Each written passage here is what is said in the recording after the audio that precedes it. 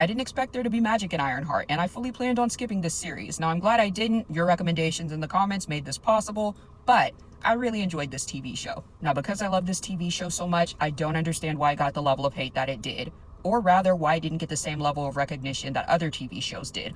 Granted, I understand that the promo for this show was absolutely down the drain. Now, on that note, I am somebody who believes that TV and movie adaptations should be seen and considered their own separate works. There's been entirely too many instances where I've expected a TV show or a movie to follow the book to a T, and I am always disappointed. So at this point in my life, I divorce the two of them. If the two happen to be extremely similar to each other, even better. If they don't, I'm not upset about it because, again, I do divorce the two. However, there are some things about this TV show that I thought were extremely goofy. Number one being the hood. Now, I understand that this is how he looked in the comics, so I can't really gripe about that, but I thought they could have made him a little bit cooler, especially with our movie TV magic that we have and a Disney budget. Although, again, I'm not too sure how much of it they allocated toward this TV show. I also think they underutilized his powers.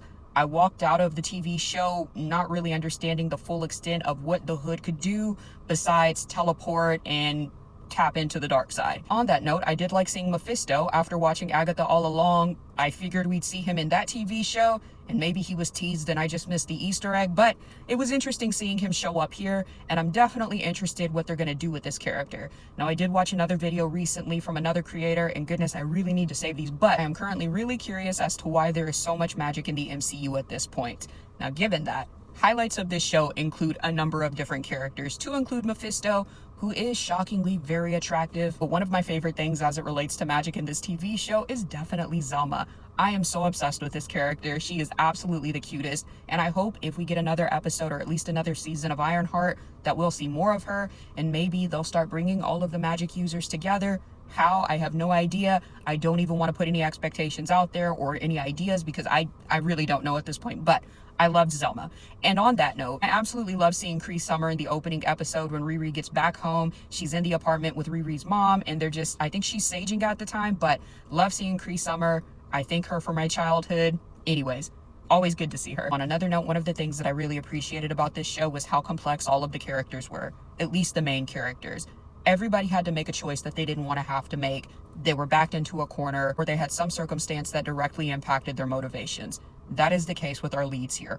Parker, aka the Hood, goofy looking as he was, and Riri Williams. Which, just an aside, I am somebody who carries relatively low levels of empathy for people, but whoever wrote this character, whether it was Ryan Coogler, Zinzi, somebody else on his production team, there was not a single moment in this TV show that I did not empathize with Riri. Her breaking down with her best friend, her having to go through grief, not only once, but a second time, and seeing her friend come back to life through technology, her having to make decisions that impacted other people. Again, Riri to me is a character that caught no breaks during this TV show, and even the moments of peace that she did get, or relative peace, they were always going to be short-lived. This is a character that went through an insane amount of stress through this TV show. Even upon first meeting her being at college and getting expelled, her having to go home, her losing her suit. This character knew not a minute of peace.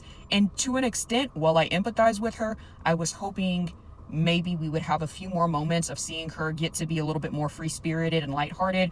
She had the weight of the world on her shoulders the entire TV show, but she is so incredibly brilliant, and I am so curious if we get another season of Ironheart, what they're gonna do with all of that in here, because I absolutely love this character. Again, they did a great job creating an empathetic character in Riri Williams, and I don't think we've actually seen this level of complexity since Wanda.